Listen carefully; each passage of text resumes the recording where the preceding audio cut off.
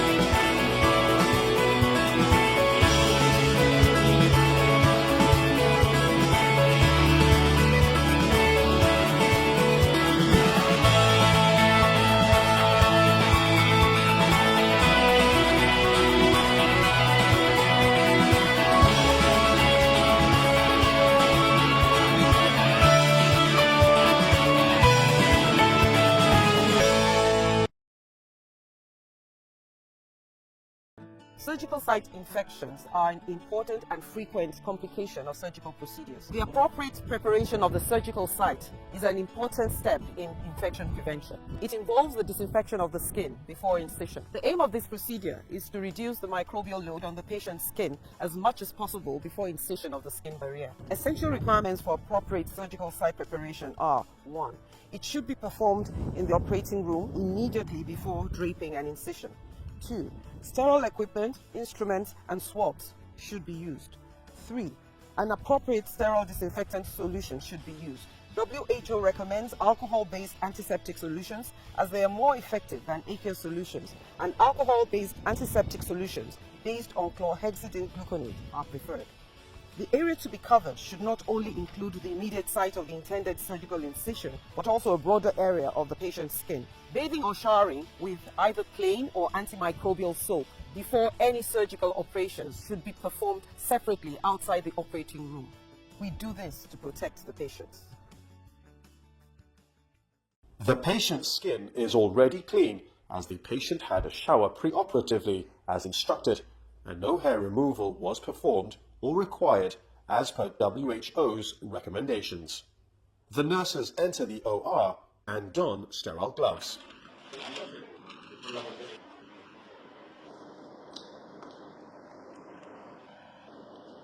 The nurse prepares by first opening the sterile pack and organizing the work area, by creating a sterile field, arranging the sterile instruments, tray, and swabs onto the field, and pouring the appropriate skin antiseptic solution into the bowl. An alcohol-based solution containing chlorhexidine, which is a long-acting substance, is recommended. Be sure to use an alcohol-based antiseptic as they are more effective than aqueous solutions. Surgical site skin preparation should be performed immediately before draping and incision for the surgical procedure. Skin preparation should begin from the center of the incision site and move outwards, maintaining an aseptic technique. The area to be covered should not only include the immediate site of the intended surgical incision, but also a broader area of the patient's skin. Be careful not to touch areas that are not part of the preparation area.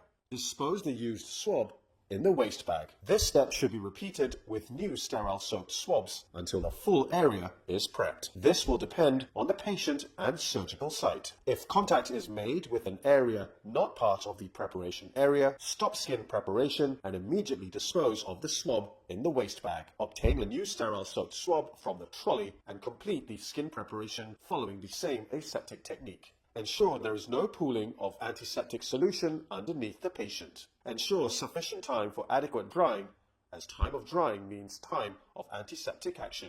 Clear and dispose material used for skin preparation. The assistant should document the date and time, the area prepped, the patient's skin condition, and that there is no pooling of fluid under the patient. Patients would wish to receive this skin preparation in order to reduce the risk of surgical site infection. Staff in the operating room should apply this practice safely and before every surgical procedure to protect their patients in the operating room.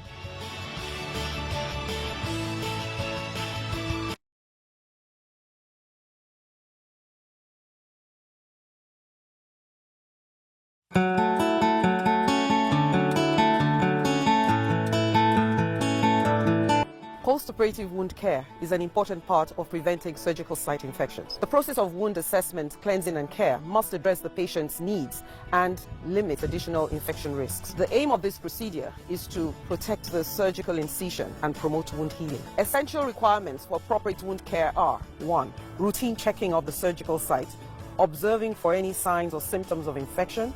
2. Hand hygiene before and after performing wound care activities. 3.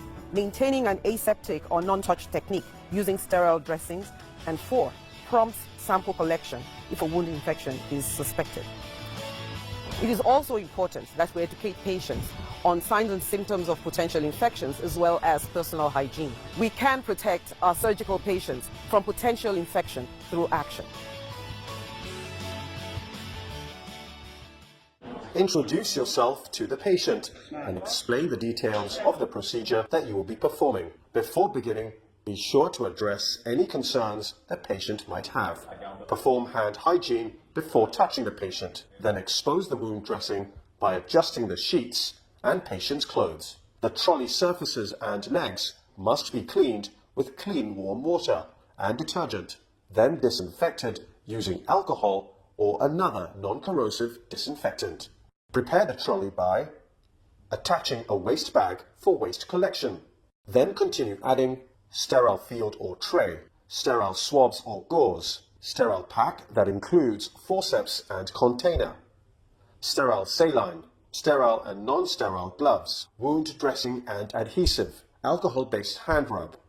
Place a sterile tray or cover over the top of the sterile field. If specimen collection is anticipated, a specimen collection bottle or pot and specimen swab should be included on the trolley. Once this material has been gathered, proceed to the patient's room. Perform hand hygiene before performing a clean aseptic task and don non-sterile gloves.